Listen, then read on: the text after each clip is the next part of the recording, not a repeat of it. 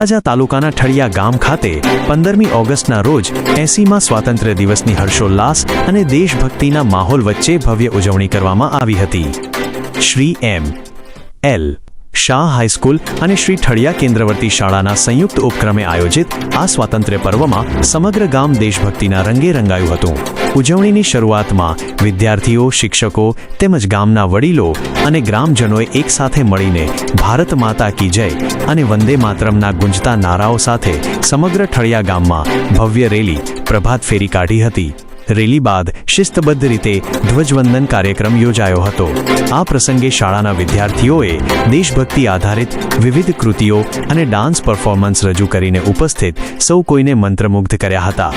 આ ગૌરવવંત પ્રસંગે ભાવનગર જિલ્લા પંચાયત સભ્ય શ્રી દિવ્યરાજસિંહજી સરવૈયા, માજી ચેરમેન શ્રી મંગાભાઈ બાબરિયા, તાલુકા પંચાયત સભ્ય શ્રી ઓગળભાઈ કોરડિયા, સરપંચ શ્રી વનરાજભાઈ મોગ, ઉપસરપંચ શ્રી ભરતભાઈ બોડિયા, એસએમસી અધ્યક્ષ શ્રી રામભાઈ બાબરિયા, તળાજા તાલુકા બક્ષીપંચ મોરચા પ્રમુખ શ્રી રાજેશભાઈ બોડિયા તથા ઠળિયા ક્લસ્ટરના સીઆરસી શ્રી દીપકભાઈ મોગ ખાસ ઉપસ્થિત રહ્યા હતા.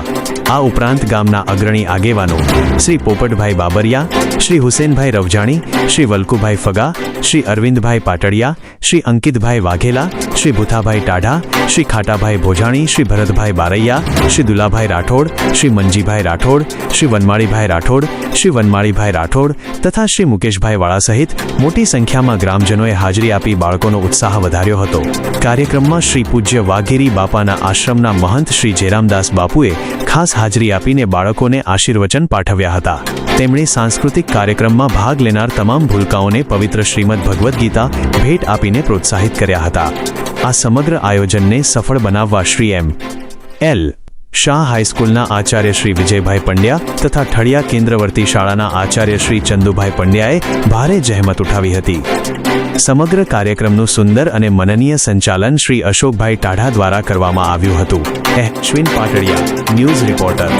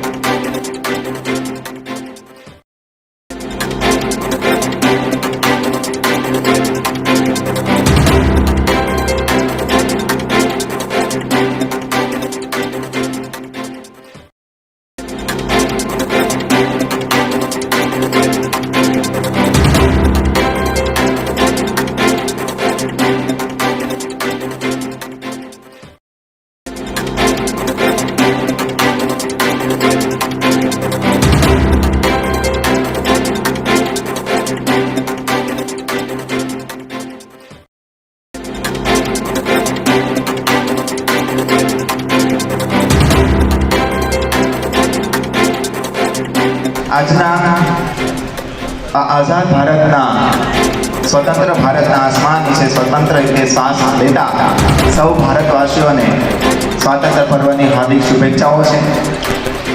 આજનો દિવસ એ તમામ વીર શહીદોને યાદ કરવાનો દિવસ છે, એમને સ્મરણ કરવાનો દિવસ છે. કારણ કે એમણે જે લડત કરી, એમના જે જીવનના જે બલિદાનો આપ્યા, એના હિસાબે આજે આપણે મુક્ત રીતે હળી મળી શકીએ છીએ અને આવા સુંદર મજાના કાર્યક્રમો કરી શકીએ છીએ. એટલા માટે આજીવન આપણે જ્યાં સુધી જીવતા હશું, આપણામાં જેટલા શ્વાસ છે ત્યાં સુધી આપણે એમના ઋણી રહીશું. તો એ તમામ શહીદોને, ક્રાંતિકારીઓને, વીર સપૂતોને આપણે સચ્ચર વંદન કરીએ છીએ. આજથી 80 વર્ષ પહેલાની પરિસ્થિતિ કંઈક અલગ હતી. આવા બધા નાના મોટા કાર્યક્રમો કરવા માટે આપણે જે અંગ્રેજ સલ્તનત હતી, હુકુમત હતી, એમની મંજૂરી લેવી પડતી હતી કે અમારે ઠળિયા ગામના આંગણે આવો સરસ મજાનો એક કાર્યક્રમ કરવો છે તો અમને મંજૂરી આપવામાં આવે. પણ મંજૂરી આપવામાં આવતી નહોતી. એ મંજૂરી આપવામાં નથી આવતી કારણ કે આપણે એક સલ્તનત, એક હુકુમત નીચે હતા. અને એ બેડીઓ, એ જંજીરોમાંથી મુક્તિ અપાવવા માટે એ તમામ નવલોહિયા યુવાનો, આપણા દેશના અગ્રણી નેતાઓ, રાજનેતાઓ, રાજપુરુષો, વીર સપૂતો, ક્રાંતિકારીઓ ની અંદર એક દેશદાજ હતી, એક જ્વાળા, એક મશાલ સળગતી હતી. એમ કહેવાય કે મહાત્મા ગાંધીના અહિંસાની જ્યોત અને વીર શહીદ ભગતસિંહના ક્રાંતિકારી મશાલની જ્વાળા આજે પણ સળગી રહી છે. ક્યાંક એ યુવાનોમાં, ક્યાંક એ બાળકોમાં અને આપણી બે સામે બેઠા એ તમામ આગેવાનોમાં ક્યાંક ને ક્યાંક એ જ્યોત જળગી રહી છે, જ્વલન જ્વાળામાં સળગી રહી છે. ત્યારે આપણે બધાએ આ નેજાની છે બેનો પછી એક લાઈનમાં ગોઠવાય રે.